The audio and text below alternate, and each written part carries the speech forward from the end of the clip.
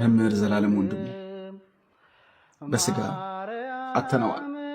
ሙሉ ሕይወቱ ስለ ክርስቶስና ስለ ወንጌል ሳይሰስት የሰጠ 365ቱንም ቀን ዘላለምን የምታገኙት በአውደ ምሕረት ላይና በአገልግሎት ብቻ ነው። መምህር ዘላለም ባህታዊ ነው፣ ብቸኛ ነው፣ የከተማ መናኝ ነው። ሕይወት ሳያምረው ቤት ሳይሰራ ጎጆ ሳይቀልስ ስለ ወንጌልና ስለ ቤተ ክርስቲያን ብቻ በሀገር ውስጥ ከሀገር ውጭ በየክፍለ ሀገሩ ክርስቶስ ስለሰጠው የወንጌል አደራነት የኖረ ታታሪ እጅግ ብርቱ የሆነ የወንጌል ሰው ነበረ።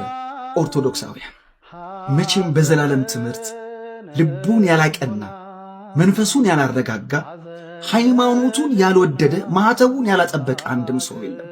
ይህን ያልቁምም የተናገርኩት እንደው እግዚአብሔር አበርትቶኛ ጠንክሮ ነው እንጂ የሰማነው ነገር በጣም በጣም በጣም እጅግ በጣም አስደንግጦኛል።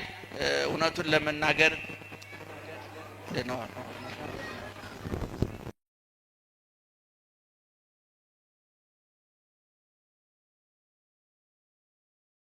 ሲባል አምኖ መቀበል የማይፈልግ እንደ ሰው ያመው ነበር። ቅዱስ ጳውሎስ ህመም ነበረበት። አንድ ወንድሜ ሲነግረኝ አስተማሚው በቅርብ ለማንም ለመናገር የማይፈልግ ነው። ህመሙን የሰውን ህመም መካፈል ይወዳል እንጂ የራሱን ህመም ለማንም የማያካፍል ሰው የሚሰቃይበት መስሎ የሚጨነቅበት መስሎ ስለሚያስብ አይናገርም። ነገር ግን ታማሚ ነው። ከ8 ዓመት በላይ በፍርድ ዓለም በተለያዩ ህመሞች እየተሰቃየ ነበር መድረክ ላይ የሚቆም ነበር። የብዙ አገልጋዮችን ህመም ምዕመናን አያውቁም። እሱም ለማንም ተናግሮት አያውቅም። እዚህ ከመጣ በኋላ ይሄ ሁሉ የሚተራመስ ዘመድ ወገን እያለው አንድ ነፍሱ የፈቀደችለትን ወጣት ብቻ ጠርቶ ከመጣ 2 ሳምንት ሆነው ወደ ሕክምናው ሹልክ ብሎ ለዛው ትንሽ ያመኛል እስቲ ቼክ ላድርግ ብሎ ነው የሄደው። ቼክ ሲደረግ ግን የተነገረው ነገር ሌላ። እንዴት ነው ቆመ የምትሄደው ነው ያሉት። እና እንዲህ የሆነ እንኳን ወንጌልን ይዞ ይሮጥ ነበር፣ ይሰብክ ነበር፣ ያገለግል ነበር። ዛሬ በፌስቡክም ሆነ በዚህ አይነት ሁኔታ ያለው የሚሮጠው ህዝብ መምህር ዘላለም ወንጌሉን እንጂ ህመሙን ሰምቶት አያውቅም፣ ጭንቀቱን ሰምቶት አያውቅም፣ ጉዳቱን ሰምቶት አያውቅም። እንደ ሰውም አይታይም። ነገር ግን መልአክም ሰማዕትም ቤተክርስቲያኗን በሚገባ አስከብሮ ያለፈ መድረኳን አስከብሮ ያለፈ የመምህርነትን አገልግሎት የወንጌል ሰባኪነትን አገልግሎት ስራዬ ብሎ ለሌሎች ያስተላለፈ ከቤተሰቡ ከወንድሙ ጀምሮ አሁን ነው እዚህ ቤተ መቅደስ ውስጥ ነው የሰማሁት። መጋቢ ሐዲስም አዝነው አልቅሰው ያሉበት፣ እኛም እያዘን እያለቀስን ያንንበት አንድ የሆነ ነገር ሰማን። ይኸውም መምህር ዘላለም ወንድሙ የቅዱስ ሚካኤል ዕለት እዚህ የመጡ የሚያስተምሩ ወንድማችን አርፈዋል የሚል ሰማንና አዘን በጣም።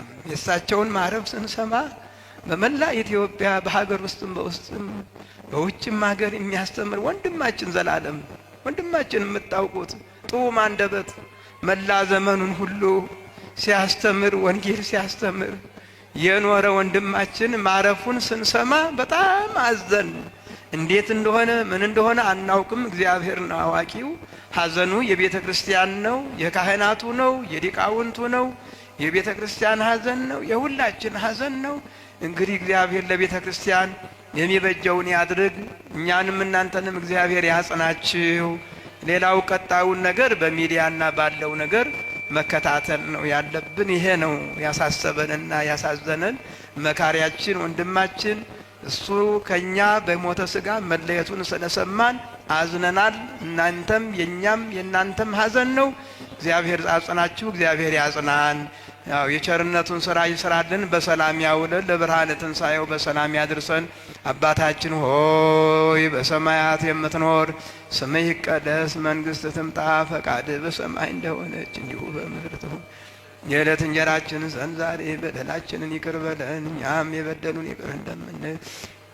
አቤቱ ወደ ፈተና አታግባን፣ ከክፉ ሁሉ አድነን እንጂ መንግሥት ያንተ ናትና ኃይል ክብር ምስጋና ለዘላለሙ አሜን። እመቤታችን ቅድስት ድንግል ማርያም ሆይ በመልአኩ በቅዱስ ገብርኤል ሰላምታ ሰላም እንልሻለን። በሐሳብሽ ድንግል ነሽ፣ በሥጋሽም ድንግል ነሽ።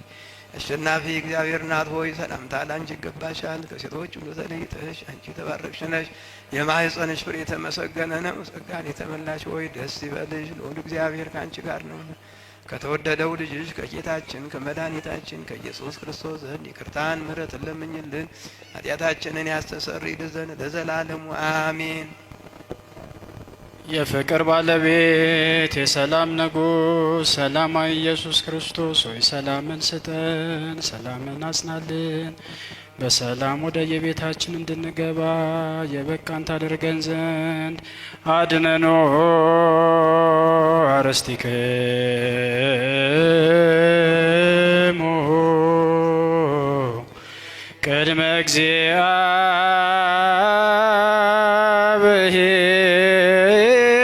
እግዚአብሔር አምላክነ በእደ ገብሩ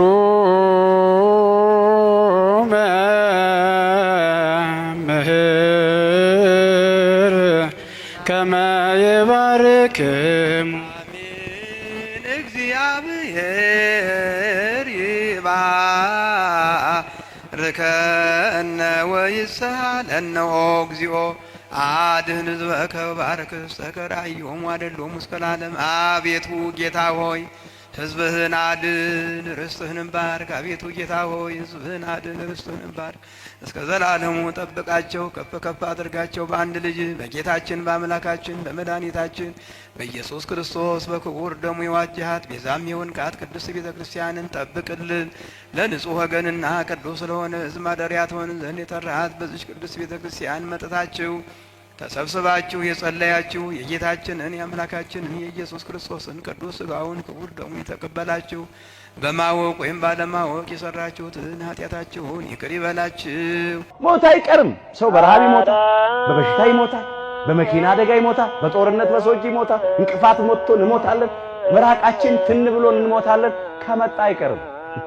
ግን ሃይማኖትን አጽንቶ ምግባርን አቅንቶ ለንስሐ የሚገባ ፍሬ አፍርቶ የአምላክን ቅዱስ ሥጋና ክቡር ደም ተቀብሎ ተዘጋጅቶ መሞት ደግሞ መታደል ነው። ሞት እረፍት ነው። ሥጋችንን የሚገድሉት ነፍሳችንን የት ያገኟታል? ሥጋችሁን የሚገድሉትን አትፍሩ ይላል። ነፍሳችሁን መግደል አይቻላቸውም ይላል የማቴዎስ ወንጌል ምዕራፍ 10 ቁጥር 28 ላይ። ስለዚህ ሥጋችንን የሚገድሉትን አትፍሩ፣ ይልቅ አምነን እንሞት። እግዚአብሔር ለሁላችንም ጽናቱን ይስጠን።